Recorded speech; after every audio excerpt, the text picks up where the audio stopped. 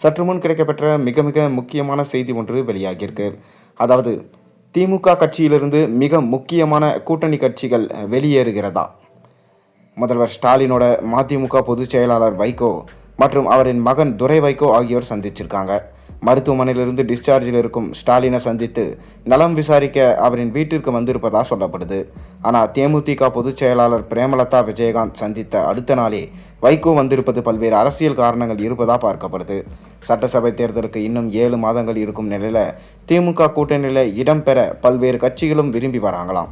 இதனிடையே கடந்த சில நாட்களுக்கு முன்பு மதிமுகவின் முக்கிய நிர்வாகிகள் ஸ்டாலின் முன்னிலையில் திமுகவில் சேர்க்கப்பட்டாங்க. கடந்த 7 ஆண்டுகளாக கூட்டணி கட்சி நிர்வாகிகள் யாருமே ஸ்டாலின் முன்னிலையில் சேர்க்கப்படலை. திடீரென மதிமுக நிர்வாகிகள் சேர்க்கப்பட்டதற்கு துரை வைகோவின் செயல்பாடுகளே காரணம் என்று பார்க்கப்படுது. பாஜகவோட துரை வைகோ நடத்திய பேச்சுவார்த்தை காரணமாக திமுக ஒரு எச்சரிக்கை கொடுத்ததா அரசியல் வட்டாரங்களில் பேசப்படுது. அதே போல் மதிமுக கூட்டணியிலிருந்து விலகினா அந்த இடத்தை தேமுதிக வைத்து நிரப்பவும் திமுக திட்டமிட்டது.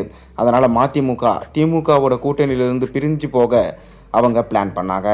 இந்த நிலையில் நேற்று காலை தேமுதிக பொதுச் செயலாளர் பிரேமலதா விஜயகாந்த் முதல்வர் ஸ்டாலின் அவர்களை வீட்டில் சந்தித்து உடல் நலம் குறித்து விசாரித்தார். அவரின் சுற்றுப்பயணம் மேற்கொள்வதற்கு சில நாட்களுக்கு முன்பாக ஸ்டாலினை சந்தித்திருப்பது கூட்டணி கட்சிகள் குறித்து கணக்குகள் இருக்கலாம் என்று பேசப்படுது. தற்போது மதிமுக பொதுச் செயலாளர் வைகோ மற்றும் துரை வைகோ இருவரும் ஸ்டாலின் அவரது வீட்டிற்கு சென்று சந்தித்திருக்காங்க. இதன் மூலமாக திமுக கூட்டணியில் மதிமுக தொடர விரும்புவதாக பார்க்கப்படுது. சுமார் 20 நிமிடங்கள் வரை நடந்த இந்த சந்திப்புக்கு பின் மதிமுக பொதுச் செயலாளர் வைகோ செய்தியாளர்களை சந்தித்து பேசுகையில், முதல்வர் ஸ்டாலினிடம் நலம் விசாரித்தேன்.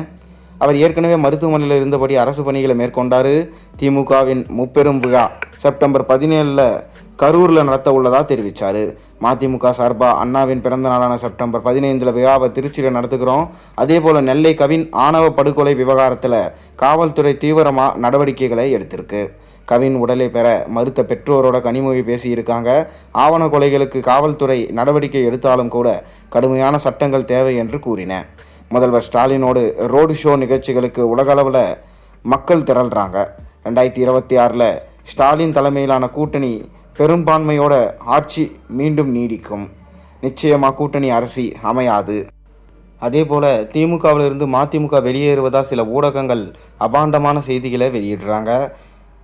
இந்துத்துவ சக்திகளை எதிர்க்கும் நிலைப்பாட்டில் எக்காரணம் கொண்டும் மாற்றம் இருக்காது.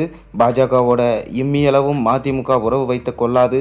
ஓபிஎஸ் முதல்வரை சந்தித்ததில் அரசியல் இருப்பதா கருதவில்லை என்று விளக்கம் அளிச்சிருக்காரு. நீங்கள் இதை எப்படி பார்க்குறீங்கன்ற மறக்காம கீழே கமெண்ட்டில் சொல்லுங்கள்.